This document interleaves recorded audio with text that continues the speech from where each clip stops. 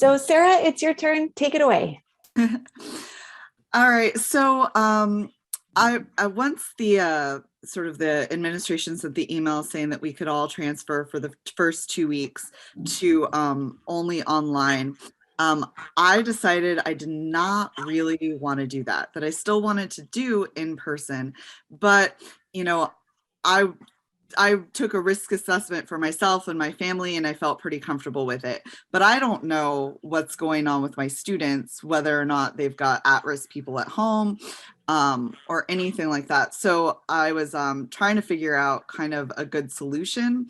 And so what I decided was to just kind of do an informal survey of my students to ask who was going to be in person in class, to tell them that they did not have to come, but they needed to let me know what they were going to do, if they were going to come in person or not, because otherwise I would be dropping students and I wouldn't know what was going on. So I sent an announcement, and here I can just share my screen. In general, I have my stuff online anyway because it's easier for me to have students turn things in online. So this is my first page with all the class information and the materials that they need and all that kind of stuff. And then in this particular class, I didn't have anybody on the wait list, so I just did it in announcements in Canvas. And kind of like, please respond. I wasn't sure where they were, if they were still on vacation. So I let them know that they could, they did not have to come to class. It was not going to affect their grade, but that they did need to let me know. I also let them know kind of what, like the precautions I was taking personally. I know when, we've done a lot of trainings and videos and stuff about humanizing the class, and they've received a lot of stuff from administration about all the precautions.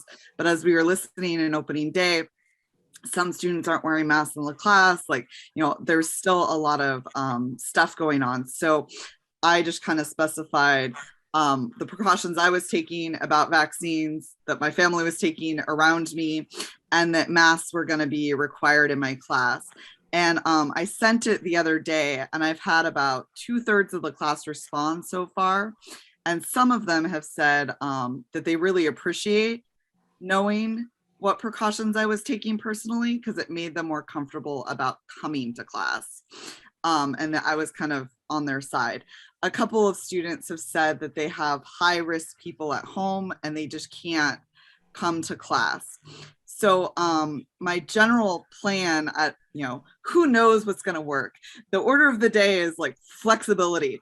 My general plan is to go do class in person, bring my laptop, kind of do a screen capture, and then record what I'm doing on my laptop, but maybe not do video because I like to move around the classroom and there's just like no way to have the video follow me around. So, and then I can just post it and do things like have my students send me discussion posts as opposed to doing the discussion in the class and that kind of thing. And so far I've got 30 students in the class, only 2 who aren't going to show up that first day. I was also like, how many people are not going to show up? Like, do I want to do this whole like extra work and all this stuff for like one person? So I'm glad that I kind of sent them a message.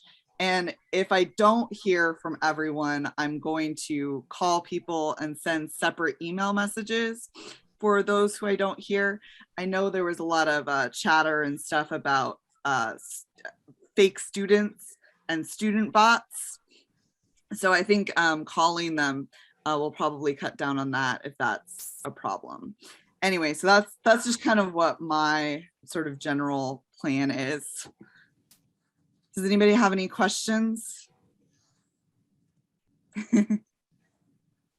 My wisdom wall, yes. I have a quick question. So do you count how do you do participation in your class? Is that part of your grade?